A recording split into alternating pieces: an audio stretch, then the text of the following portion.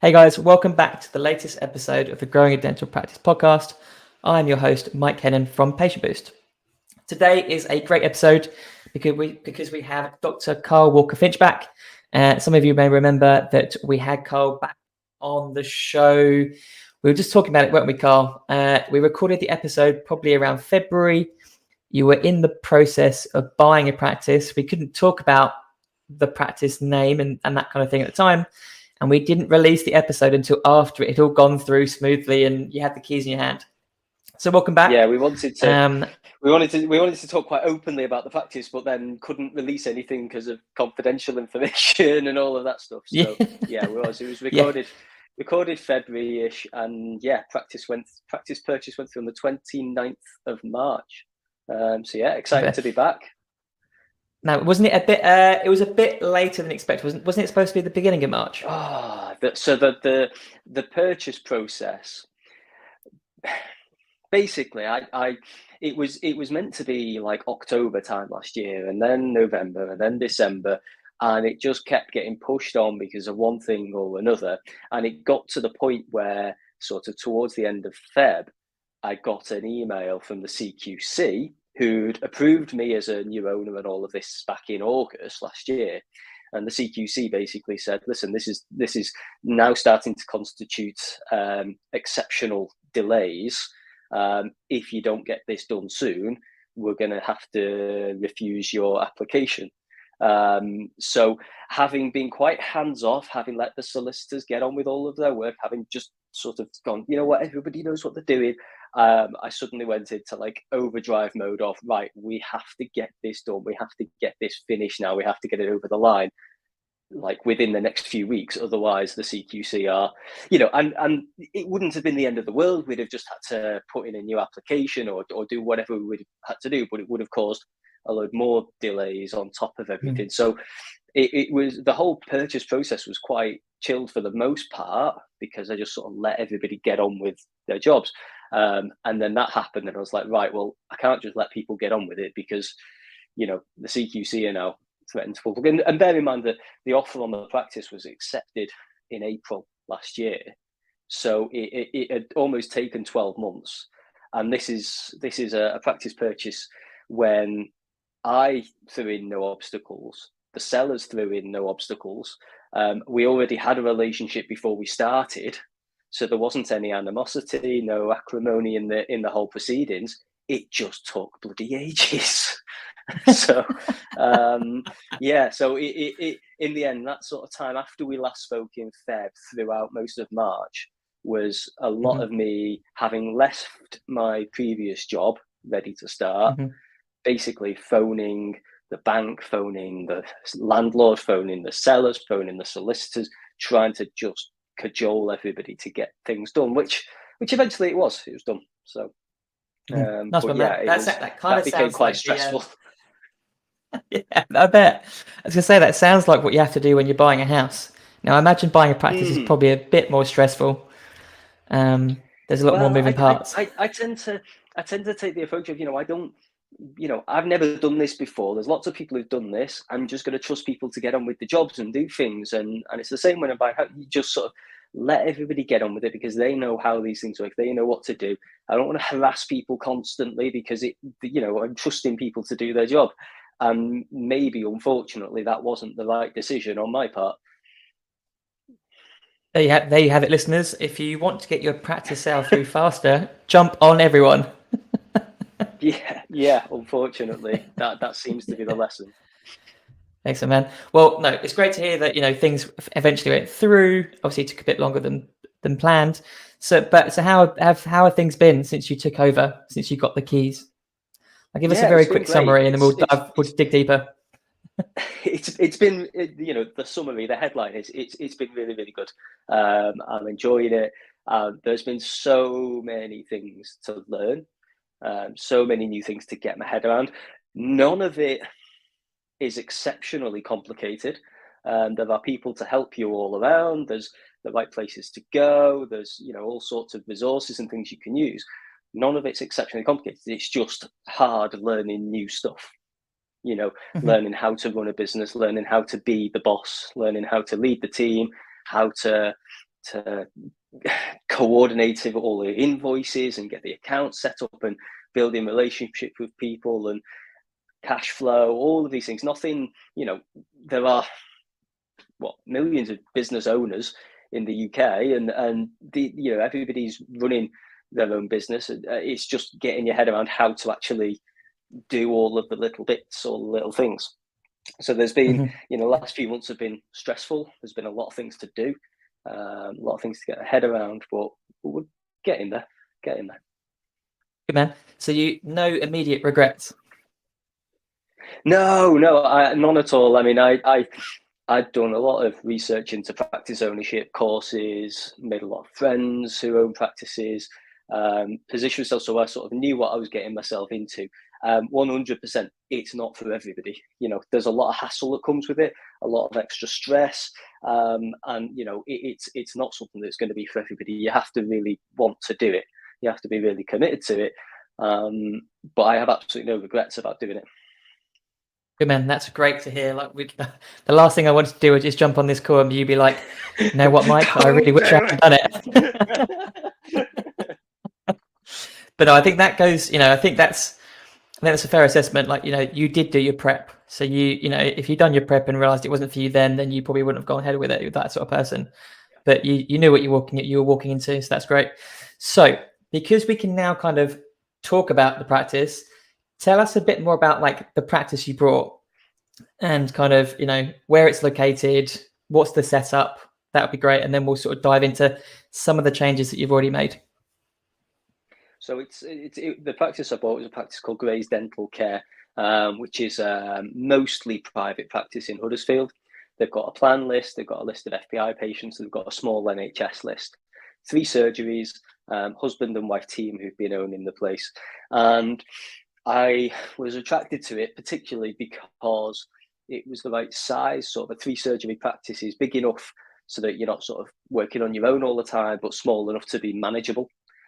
They've got a lovely, lovely team in place. A lot of the team have been present for, there's four members of the team that have been there for more than 10 years, but 10 years in a really positive way in their relationships with patients, not in a sort of stuck in a rut. This is the way we've always done it, so we're not changing.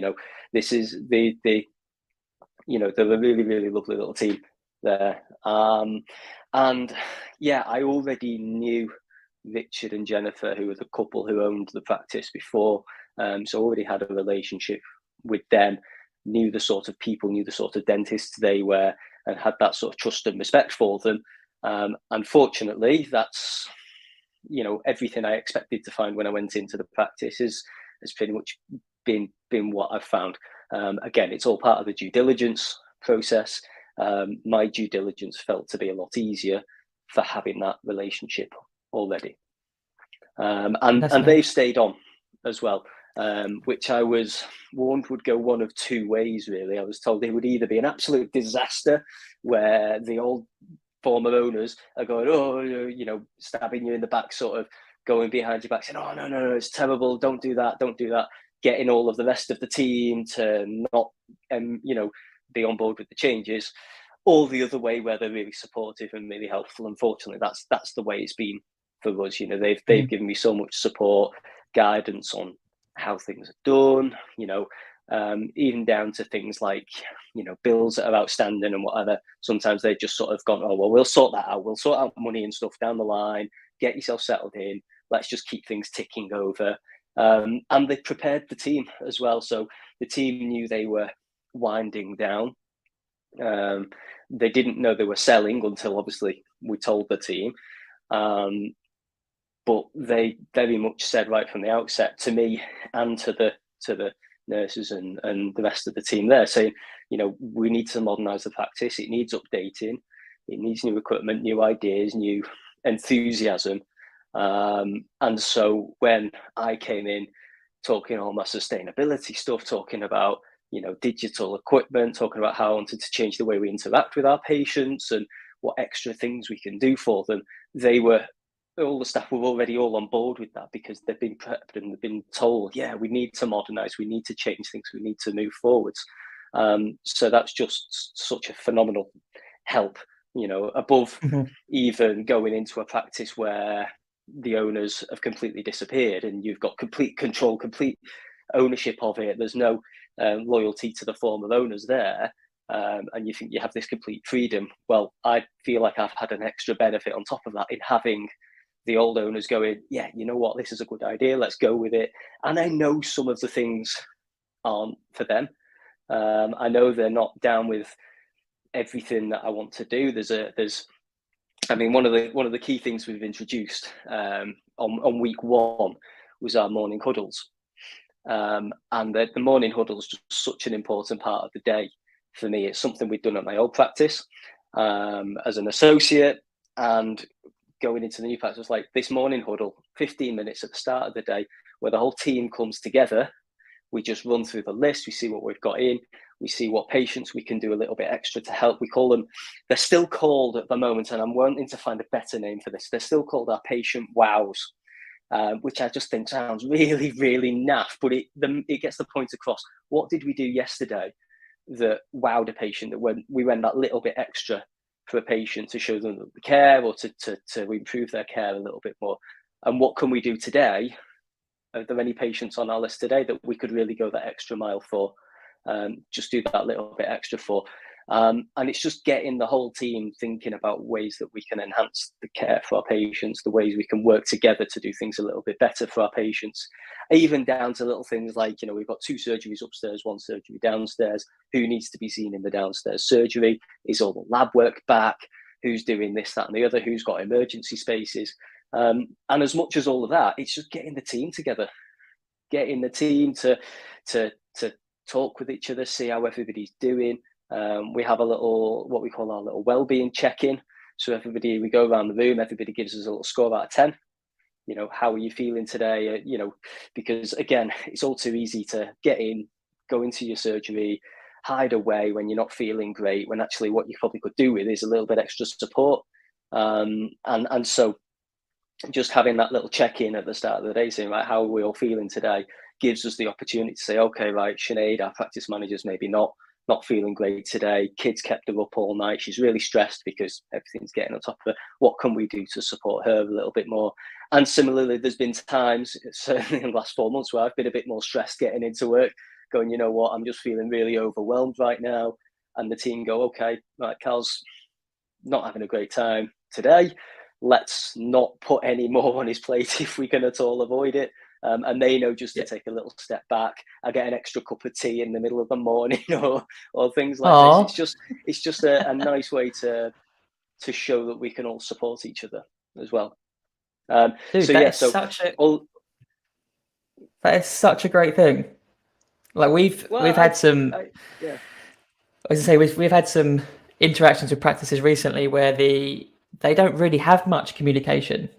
So they might do once a month, but it's the whole month for someone to get really stressed out or overwhelmed, or just almost like hate the practice. Maybe there's that situation, and you just knocked it on the head straight away by saying, right, let's have 15 minutes every day. Let's chat, check in with everyone, and then the sooner we diagnose a problem, the sooner we can sort it out and support people. It's a fantastic idea. And it is. I mean, it's the same with the staff. It's the same with the patients. We have our grumbles. Were there any patient grumbles yesterday? Were any patients make any little comments about something that didn't go very well, or something that we could have done better? And we have team grumbles, team concerns as well. So is there anything that happened yesterday, where a load of instruments left out on the side and nobody ended up cleaning them up? Was the sink full of cups of tea that nobody bothered washing up? And little things that just niggle, and like you say, they build up and build up and build up, and then they get talked about at the annual staff meeting, and it just turns into a bitching contest. I've been there, I've been part of them as well, where people just get so wound up and so stressed, and everything builds up. Having that open communication on a daily basis just allows you to manage the grumbles, the little issues, before they take hold. Absolutely. So obviously, where did you learn this? Now, you said that you did huddles at your previous practice. Did you cover everything, or did you cover all of this in that previous huddle, or have you added some stuff yourself? The huddle thing, the first time I heard of the huddle thing was Chris Barrow. So I've done some of Chris Barrow's courses. I'm on one of Chris Barrow's sort of business workshops and things now. So he was the one who introduced me to it. And when we were at Lindley, my old practice, we sort of did it a bit, but it wasn't really that structured. We just sort of got together for 5 minutes that we had between patients halfway through the morning. And so we managed to redo that at Lindley and just change the structure of it. So it became a little bit more structured, a little bit more, I guess, a little bit more formal, but as a means to making things more informal. So there was a more dedicated sort of list that we went through each morning, but because we had a checklist, it allowed us to get through it in a more efficient manner, and we could then enjoy the time together a little bit more, rather than it being sort of this slapdash all over the place sort of thing. And then obviously one of the reasons why everybody wants to own their own practice is the autonomy, the ability to do things your way, do things you want to do them. So I redid our huddle based on sort of what worked at Lindley, what I'd seen with Chris Barrow, other ideas from other practice owners, brought it all together. And then the wellbeing check-in was just something that, it was the book. What was the book called? Was it called World Class? It's a book by the rugby guy Will Greenwood, and yeah, he said at the World Cup, the World Cup winning team, what they'd have is this sort of wellbeing check-in thing where everybody would go around and just give a quick score out of 10, for how they were doing. Say, well, if this is going to help a team win the Rugby World Cup, if this group of burly men can tell each other how they're feeling every day before training, why can't we introduce this in the practice? Would it be of a benefit to the staff, to the patients, for us all to know how everybody's doing? And the answer unequivocally was, yeah. I've talked and blogged about my own mental health, and the biggest thing for me with my mental well-being is being able to talk to people, being able to be open with people about it, and share how I'm feeling. And just by doing that, it takes such a load off myself, because I don't have to keep up this pretense, this act all day.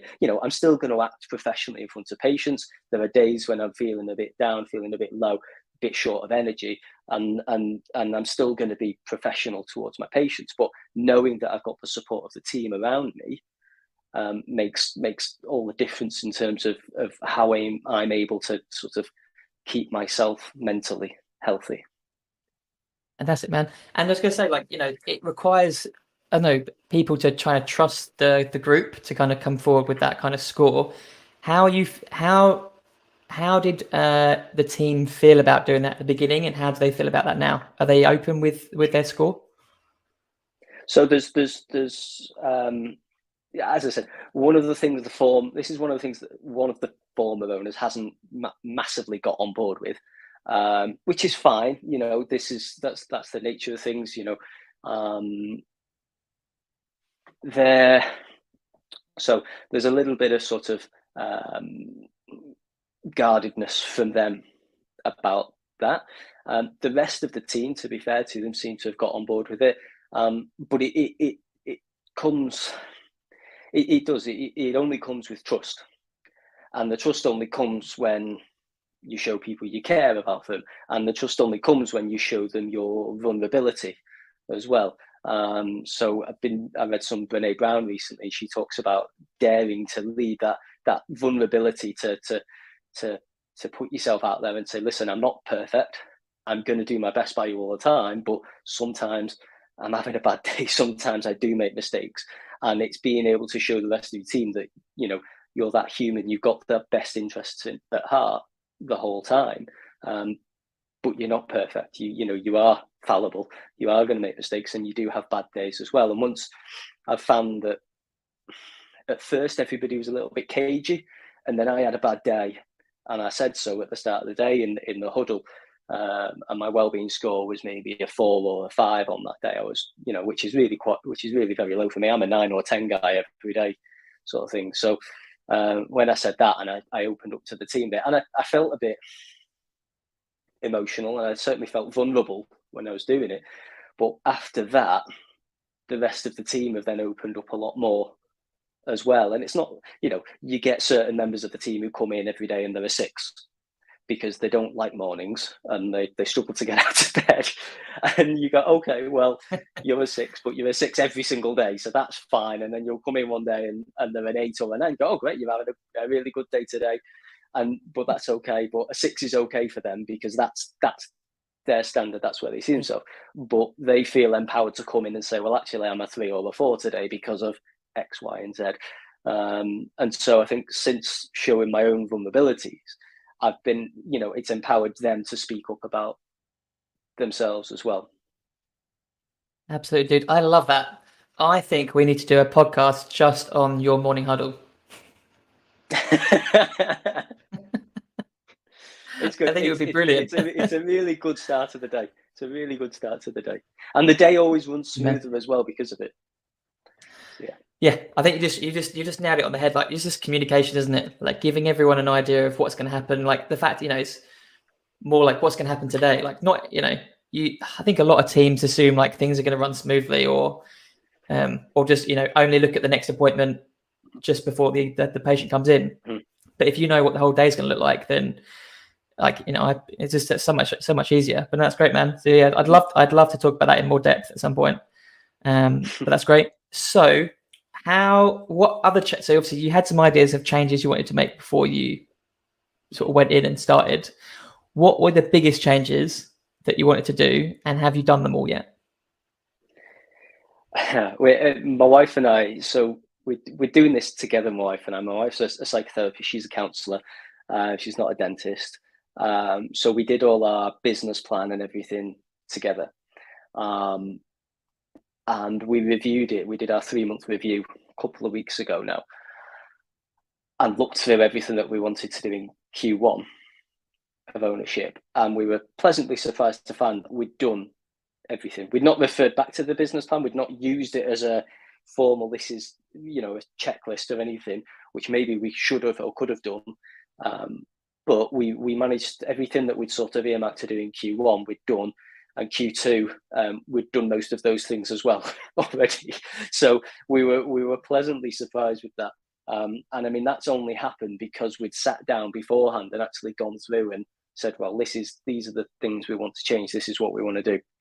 I mean, the main things I wanted to do really was in the first place was get the staff on board, get those communication channels open. Implementing the Huddle was a massive thing for me, getting that started so we could all talk openly. But it was about sort of stabilization, steadying the ship mostly at first. I didn't want to come in and try to change everything. That said, we've done quite a lot in terms of getting a monthly newsletter up and running. We've changed how we're interacting with our patients. We've set up the social media channels and they're using them. We've got a WhatsApp business account now, so we can text patients, message patients, send reminders out to patients in different ways. We've made things like our Don't Keep Us a Secret card, which we've decided to make digital rather than printing it out and handing it out to patients, which then ties in with the major overhaul, the major change that we're bringing, which was the sustainability side of things. I really wanted to push the sustainable healthcare side, both from mainly from an environmental perspective, just so we could start making some changes about how we as healthcare professionals act and behave towards the planet. There are so many areas where we can make simple changes to improve our sustainability. I think everybody thinks, oh, it's going to be really expensive, or it's going to be really difficult, or and it's about trying to change that narrative. In the short time that we've sort of owned the practice, we've just made as many simple little changes as possible, changing things like, all the invoices are now getting set up. They're all coming online rather than getting paper statements sent each month. Minimizing packaging, setting up. We didn't have any recycling at the practice. There was no recycling facilities at the practice. So we did that. We've got a boxing for recycling toothpaste tubes as well now, thanks to Parlour for that. We've got composting set up. So fruit and veg peels from lunchtime, from the cardboard packaging and things like this, all get chucked down the side of the practice in a compost bin, which we're then going to use to you may use the compost to fuel our wild garden, which we've got planted out the front of the practice on a little patch as well. Just loads and loads of little things, minimizing the amount of paper communications to our patients, digitizing all of that stuff. Really, really simple little things to get set up, completely inexpensive. In fact, saving money in a lot of senses because we're printing much less. We're emailing things out. It's made things a lot more efficient as well. So it's been so easy to start that process. Mm-hmm. And then there's been other changes that we've introduced, which have sort of just been circumstantial, really. There was an offer on with Dentally through the Chris Barrow group to get some discount on getting Dentally set up, the practice operating software. And I wanted to move away from SOE anyway. And I enjoy Dentally. I like Dentally. Again, it's cloud-based. We can increase our email communications, our digital communications, reduce our carbon footprint that way. I can work from home, which is what I'm doing today. I've got an admin day at home, so I'm working from home. So we've done Dentally. We've got the new signage up in the practice. We've rebranded and all of these things. So, and excitingly, I've just ordered our first intraoral scanner as well. Oh, fantastic! Oh, amazing, man. Which I'm absolutely buzzing about. Brilliant. So, brilliant, man. I've seen photos of you guys, doing your wild garden. It's a great, great for the environment. Obviously, just also great. It's like great team bonding exercise, isn't it? Team building. Yeah, we had such a good laugh. We just got out there one lunchtime, and the weeds had been cleared, and we threw a load of compost down and scattered a load of wild garden seeds and things, and just see what takes now. Really, I managed to pilfer some bluebells from my own garden at home, and we've scattered them around as well. So, yeah, I'm hoping the wildflowers will actually take rather than just get overrun by weeds. But I guess part of a wild garden is the fact that it's wild and the weeds are going to grow. That's kind of the point. So, or like a semi-wild garden, maybe like a partially wild. I don't know. You probably can't have partially wild. A cultivated wild garden. Cultivated, yeah. Excellent, man.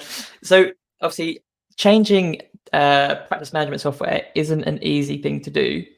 How did the team take it, and how have they responded?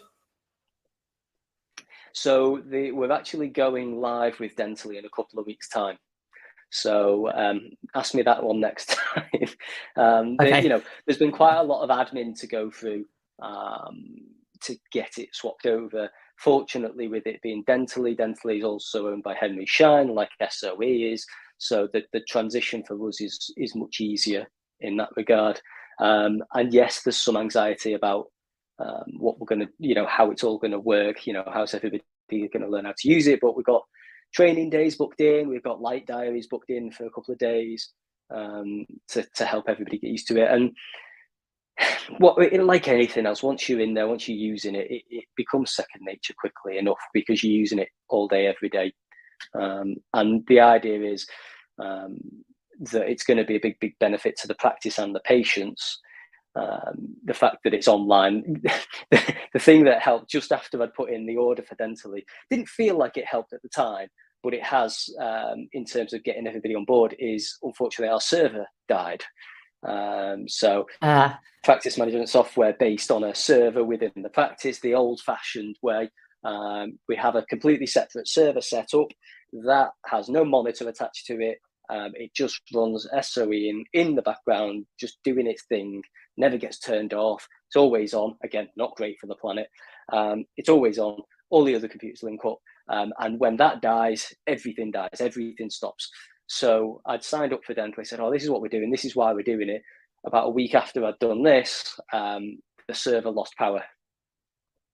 And it completely lost power, which wiped half of the hard drive. It corrupted half of the hard drive, so everything had to be completely wiped.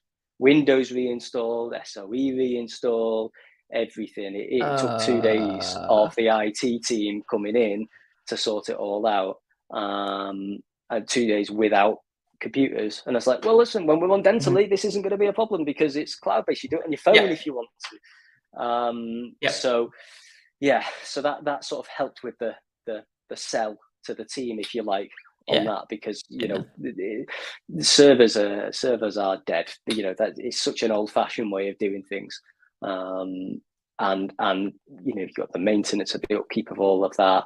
Yeah, they're done. So yeah, that's good. It's Cool. I'm looking forward to getting rid of the server. Yeah, good man. Yeah, you haven't got to tell me about cloud. I'm obviously pro cloud. Like, you just can't do anything on the server these days. That's awesome, man. So yeah, I'll definitely touch base with you once that happens, because I'll be curious to know how the team handled that transition. Let's talk more about the branding. Like, a rebrand is no mean feat. Like, that's quite a big thing. So tell us about what the rebrand was from or to, and then tell us sort of why you went down the rebrand route. Well, the decision as to whether or not to rebrand was a very, very simple one, because the practice is called Gray's Dental Care, which is named after the old owners. They were Mr. and Mrs. Gray. And it's Gray's Dental Care, and now I'm the new owner, and I'm not Gray. They're still there, but it's my practice now. And so it kind of was a very, very straightforward decision whether or not to rebrand, because, well, I'm not going to keep calling it the name of the former owners. Now, probably didn't need to do it quite as quick as we did, but I'm buzzing. I've got this new practice. We're excited about it. Even before we'd taken over, we'd had the brand development done. So we worked with a guy who helped us with the brand development. We'd sort of spent quite a long time thinking about the name of the practice, and then once we'd sort of settled on the name, we got this guy in who came in to help us with things like the making sure the name was the right name, and then formulating the whole brand story, a bit of background about us, how it's all going to tie together.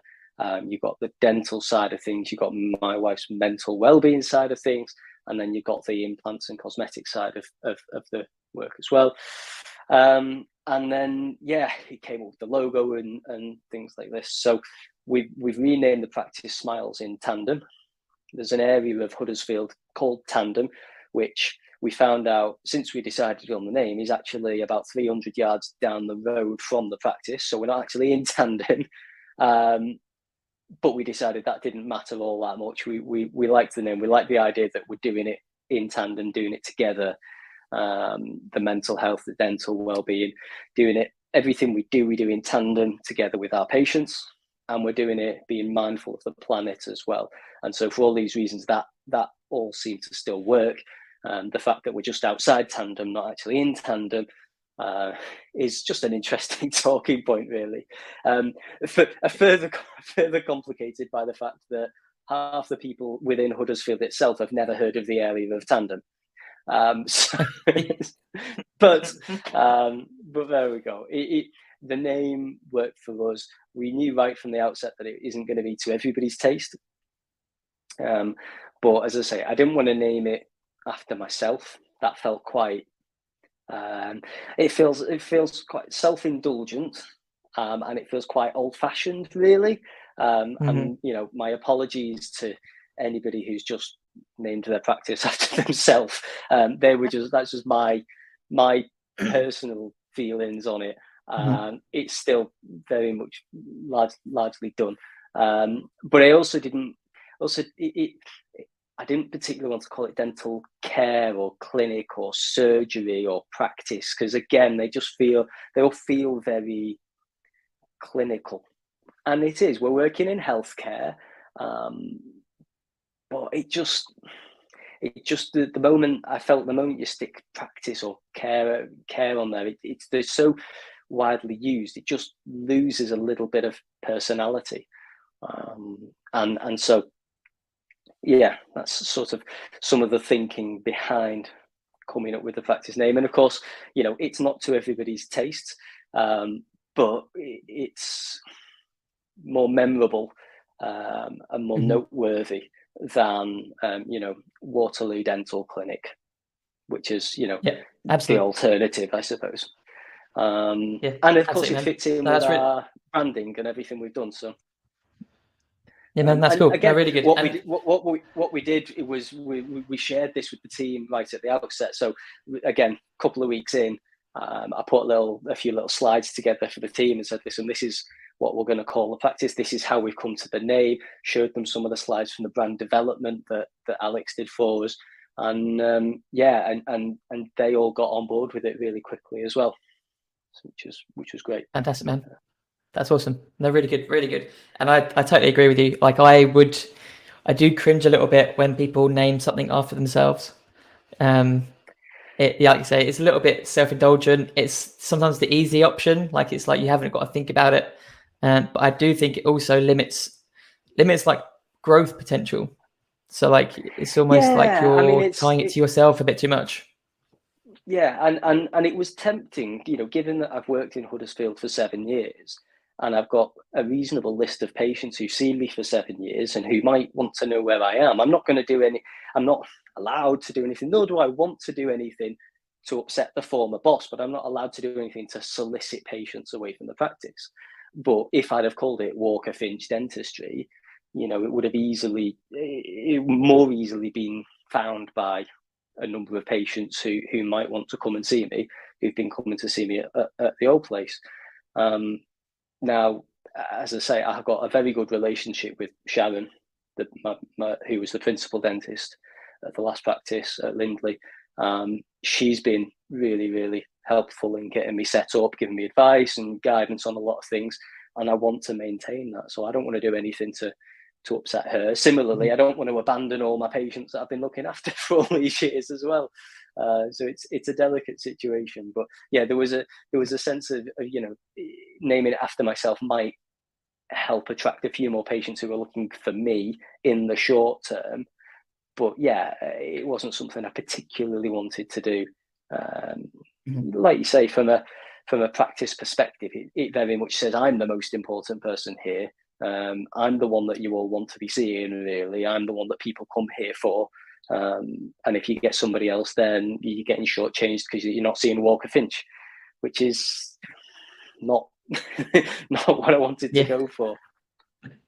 Yeah, no, that's great, Phil. Great, pal. So obviously changing the name quite quickly, that does might create some confusion.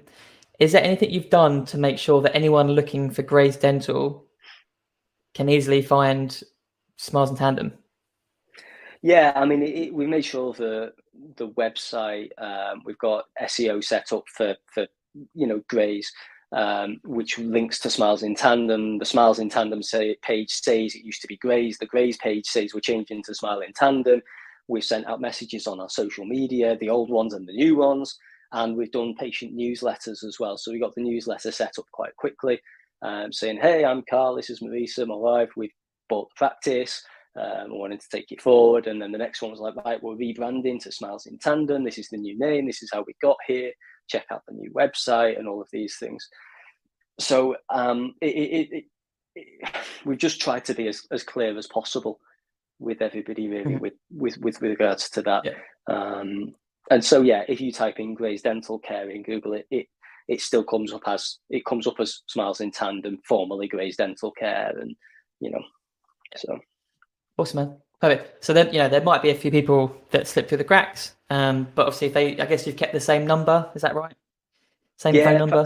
Yeah, still the same. The old email account is still getting checked regularly. Yeah. I mean, again, one of the things to our advantage in this situation is that Grays didn't have a huge social media following, or they didn't have a regular email newsletter and things like this. So I'm hoping that by introducing all of these things, improving these communication channels, then it's going to engage with the patients a little bit more.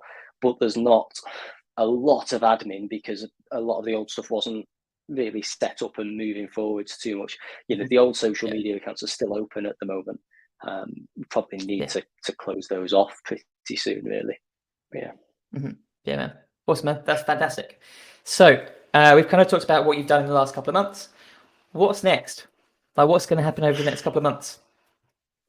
Well, we've got Dentally coming in the next couple of weeks, as I said. I've ordered a prime scan, and we've got a prime mill and furnace coming as well soon enough. A lot of it really is about consolidating at the moment. You know, I hadn't intended on making an awful lot of changes when we came in. It turns out I have made quite a lot of changes, but you know, I think it's all manageable at the moment. What I don't want to do is get carried away and keep changing too much too quickly. But at the same time, you know, we do need to keep moving forward. So it's just about maintaining that momentum a little bit, really.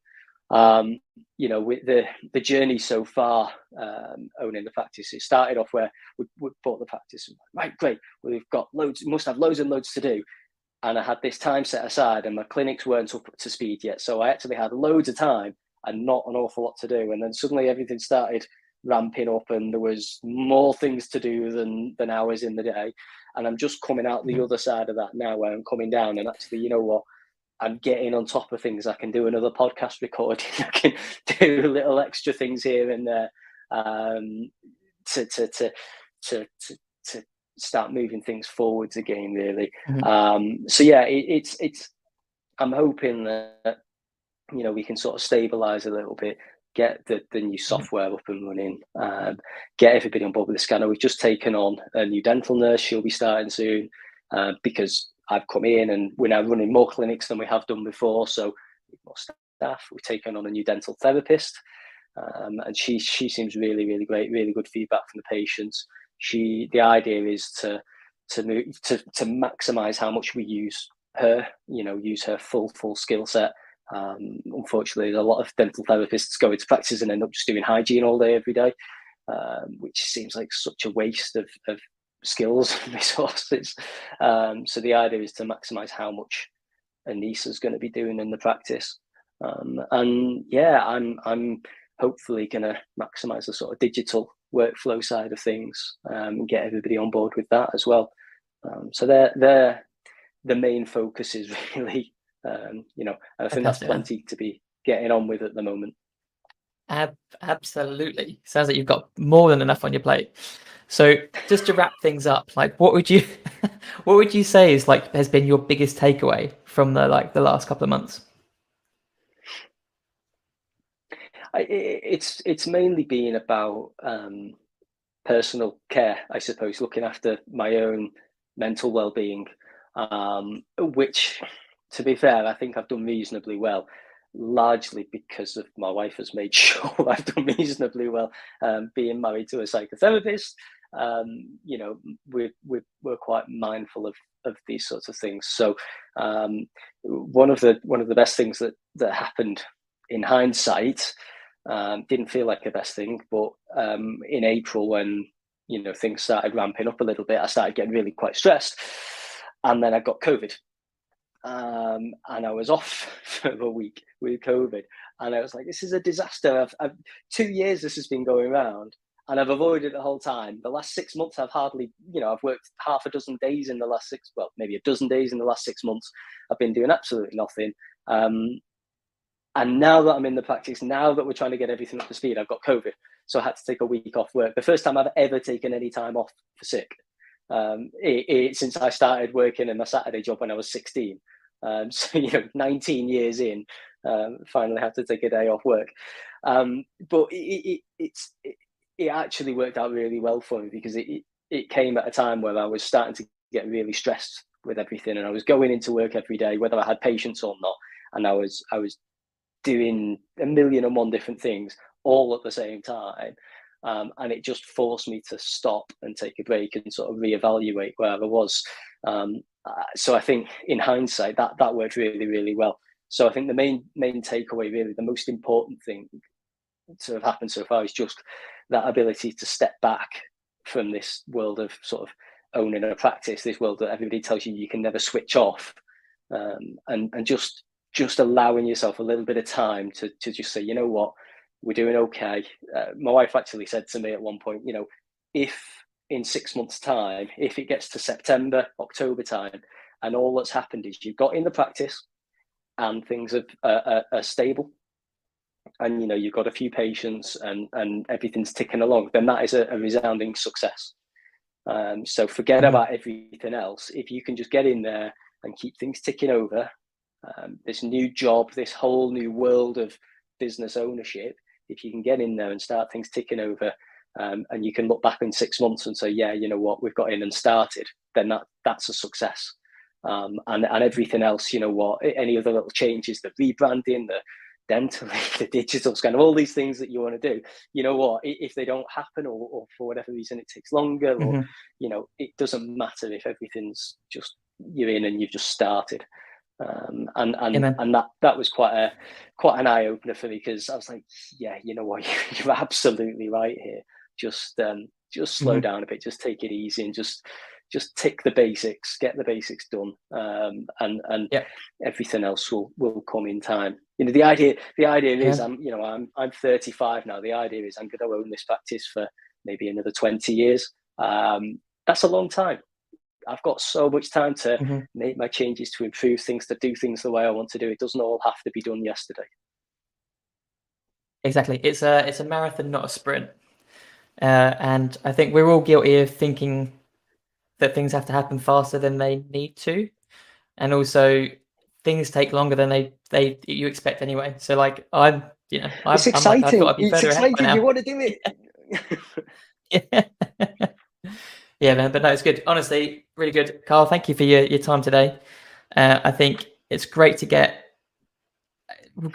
have a follow up with you. Like, we talk. It's months since we talked about you buying the practice, and going through that process. And obviously, you've gone through that process, and you've come out the other side with a practice, thankfully, and you've done all this great stuff so far. So yeah, I'm definitely going to get you on again. I feel like you just lay down the gauntlet to have you back on in 20 years' time. Hey, yeah, absolutely. Yeah. If podcasts are still a thing in 20 years' time, we'll still be doing them, I'm sure. We'll get you back on. Yeah. Excellent, man. Well, I'm going to leave it there. You're a busy man, so crack on with your admin, and I will catch up with you very soon, man. But thanks again. Brilliant. Thanks, Mike.